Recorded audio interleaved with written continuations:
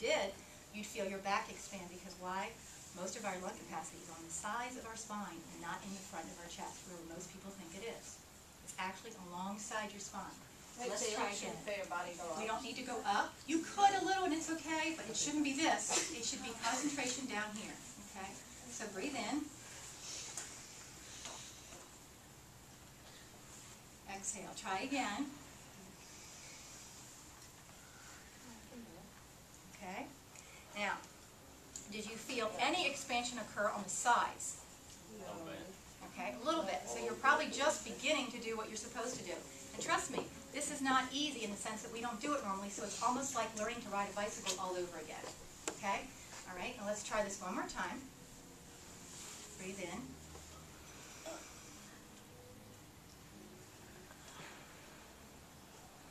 Okay? If nothing else, it forces you to be quiet.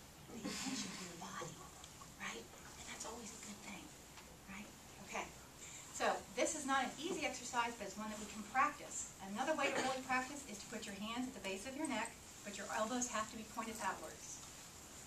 Okay, what this does is force your chest cavity to tighten so that you can focus on the abdomen. Okay, the diaphragm, think. You perceive what's happening and it will. Think of your diaphragm as the dome-shaped muscle that it is, flattening down so you can fill up that entire space. Okay, let's breathe in together. Now exhale. Okay. That should open you up to the idea that this area is now free to do its thing. Okay? That's the kind of breathing that you're going to need to do. Why in the world do we care about that when we're doing a vocal exercise of any kind? What's the first thing that happens when we get on stage, or we're supposed to speak in front of people, or God forbid we're supposed to sing a song? What happens to us? Yes? Our breathing, start to breathe heavy. We start to get short of breath because we're what? Nervous. We're nervous. It's normal. But the beauty of this is you know this is going to happen to you. So you can think to yourself, I know I'm going to get nervous. I know my throat's going to dry up. I know I'm going to start breathing like this. I'm going to act like I'm fine. Everything's great. But inside, I'm falling apart. Okay? But if you know that that's going to happen, you can prepare yourself by thinking to yourself, I can just stop. I can take a deep breath in and exhale. And I can cleanse myself as well as my mind from any thoughts that might be going around there confusing me and distracting me from what's at hand. Okay? Singers have to do this. That's okay. Oh, that's all right. When do move? That's just like funny. Singers have to do this in a more pronounced way because they're sustaining their speech. So they have to sustain that breath. Okay? If you're going to be speaking, you don't need to sustain the breath, but it's more important to learn this particular technique for calming you down and making your voice, your vocal cords, ready for what you're going to do. You're going to present information, and it's going to be perceived by people. And you want it to sound as best as it can, right? So you don't want to be short of breath. You don't want to act like, oh, this is scary, because then they're going to focus on all those behaviors, and they're going to lose the meaning that you're trying to portray when you deliver this poem, or a monologue, or if you're delivering a song, right? Okay? So think about it. This is to help you prepare yourself so that you can do the best job that you can. Okay? Does anybody have any questions so far? Okay. I have a question. How could this sound like somebody who's not a singer? What's that? I'm sorry? How could this help somebody who's like not a singer? Okay. Yes. And why do you think it can help you if you're not? No, I was asking how. Okay. Well, because like, could it help like somebody dances? Absolutely. Because why? We're talking about our bodies, and we're talking about breathing, and that's what we do on a daily basis, right? Everything's centered around, start with our spine, and think about your body. It's a container, is it not? It's a container for many organs. Thank you. And so basically, you're trying to do the best thing you can for your body, and the more oxygen you can bring in, the more to feed your cells, the more vital you're going to be. The better you're going to feel about yourself in general. Okay? The worst thing is to have to sit there and feel really uncomfortable for the person who's presenting something because they can't get the words out. Don't you feel uncomfortable when you see somebody, they're trying to speak and they seem kind of rigid, or maybe you can't hear them? Most of that comes from nervousness and inability to breathe properly. Okay? So if you are armed with the knowledge of knowing how to breathe properly, you've got step one already taken care of. And that's the most important step, actually, as far as being prepared to deliver. Okay? It doesn't matter if you're singing or if you're speaking. Okay? Now, let's talk about a little bit about the exhalation when you let out the air. This is kind of where the singers have their little thing, okay? The singers can actually control how they're going to exhale the air. And if they exhale it knowing they have a long phrase, they want to do it evenly, not bumpy, right? So they're going to exhale it on maybe like a sip. So they'll inhale, and then they'll exhale.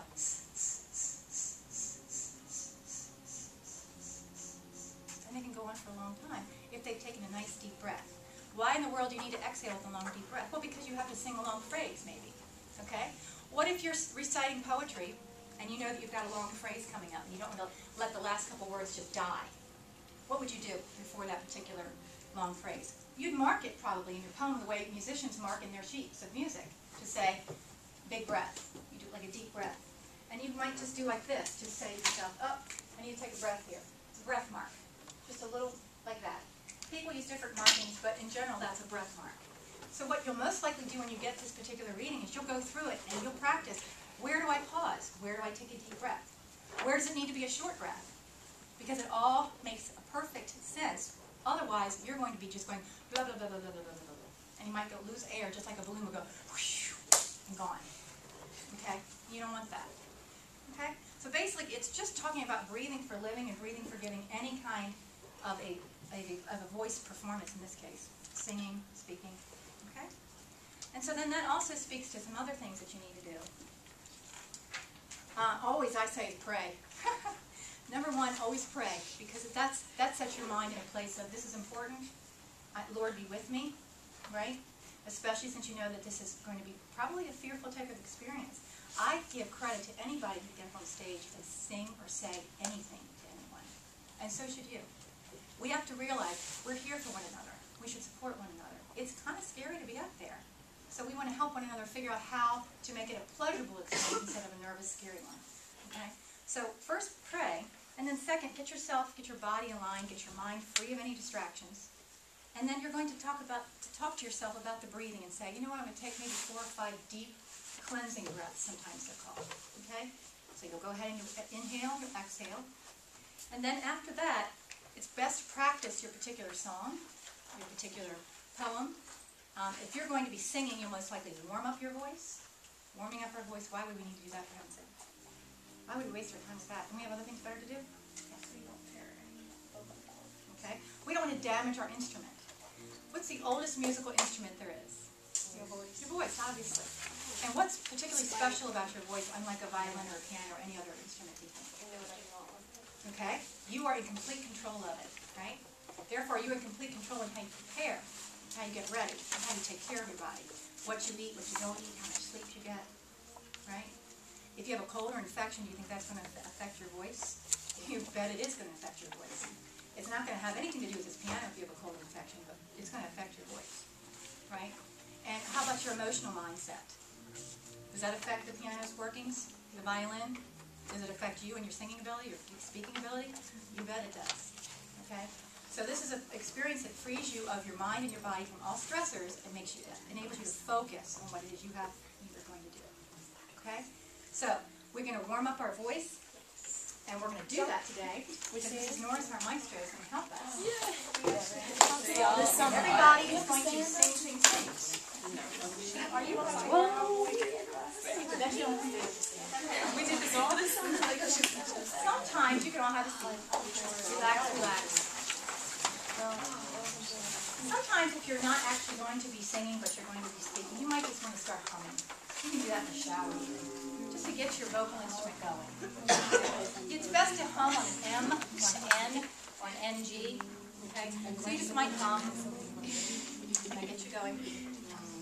And then you can just do any number of variety of warm-ups. One of the things that we also talk about, children, are you listening? Because it's really rude if you're not. Right?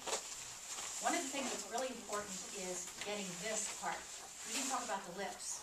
And I don't mean your lipstick lips. And I'm not talking about you boys when they don't wear lipstick. But I'm talking about the fact that we're not talking about just this, where we put a lipstick, but the muscles around the lips. Okay? There's nothing worse than trying to hear a singer sing or a speaker speak when you don't see the lips move. Because you know it's like they're saying, I don't want to care about this. It's not really important to me. It is important, right? So let's make it look important and let's use everything that God